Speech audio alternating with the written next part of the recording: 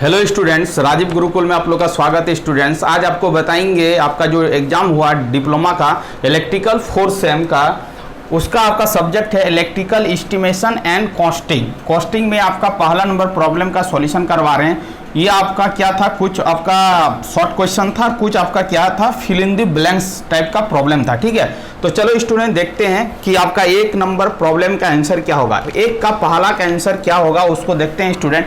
Name of cable और conductor which connect the distributor terminal. उस cable का क्या नाम है जो आपका डिस्ट्रीब्यूटर टर्मिनल में कनेक्टेड होता है, उसको क्या बोलेंगे स्टूडेंट। तो उस पॉइंट को क्या बोलेंगे आपका, तो उसका आपका आंसर होगा, क्या होगा, सर्विस मैन होगा। क्या होगा, सर्विस मैन होगा। ठीक है, इसको आपको याद रखना है। ठीक है, क्या होगा, सर्विस मैन होगा। ठीक है, नेम ऑफ द केबल, उस केबल का नाम है सर्विस मैन होगा, उस केबल का नाम। ठीक है, तो पहला का आंसर क्या होगा, सर्विस मैन होगा। ठीक है, अब देखो दूसरा प्रॉब्लम का आंसर, इन जीआई पाइप अर्थिंग।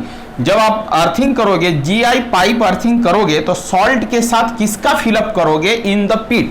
तो सॉल्ट के साथ आपको क्या फिलअप करना है स्टूडेंट, आपको क्या फिलअप करना है, चारकोल। क्या करना है, चारकोल। क्या होगा, बी नंबर का आंसर क्या हो जाएगा, चारकोल हो जाएगा। बी नंबर का आंसर क्या हो जाएगा, चारकोल हो जाएगा। ठीक है, अब देखो यहां पर, what is the maximum load in watt that can be connected in a power circuit.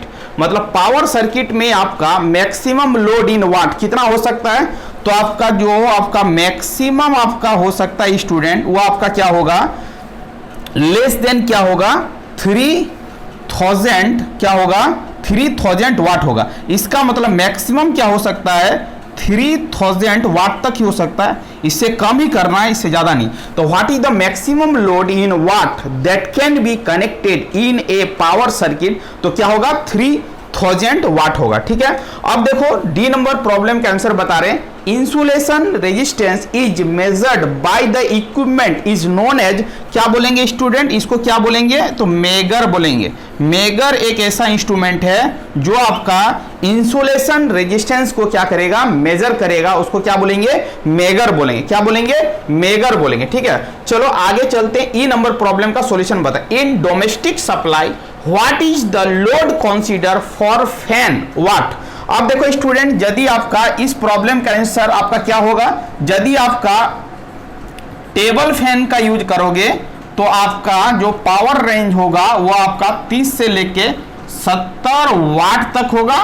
और आपका यदि सीलिंग फैन का यूज करना है, सीलिंग फैन, तो आपका क्या हो जाएगा, 60 से लेके क्या होगा, 80 वाट होगा। ठीक है, तो एवरेज, ऑन एन एवरेज 75 वाट भी कर सकता है, कोई दिक्कत वाली बात नहीं है। चलो अब देखो एफ नंबर प्रॉब्लम को देखते हैं। What is the maximum permissible value of earthing resistance.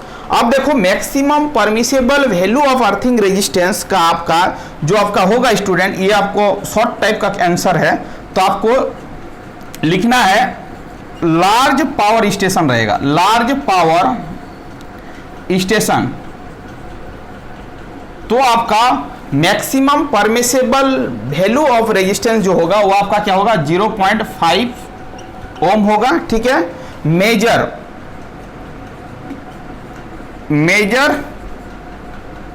Sub station होगा तो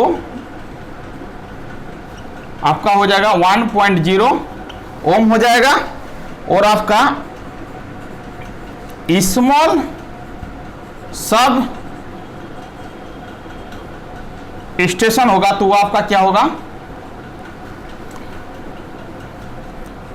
2 ओम होगा।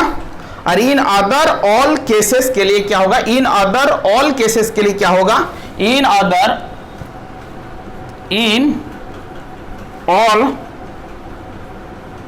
अदर केसेस के लिए क्या होगा, 8.0 ओम होगा। मैक्सिमम परमिसिबल रेजिस्टेंस का वैल्यू ये होगा। इस तरह करके आपको लिख देना।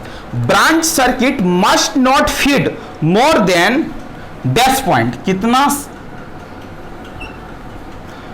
मोर देन कितना होना चाहिए, 10 पॉइंट होना चाहिए। Branch circuit must not feed more than 10 point, 10 होगा। ठीक है, अब देखो यहां पर क्या बोला है, ELCB। ELCB का फुल फॉर्म पूछा है। तो ELCB का फुल फॉर्म होगा आपका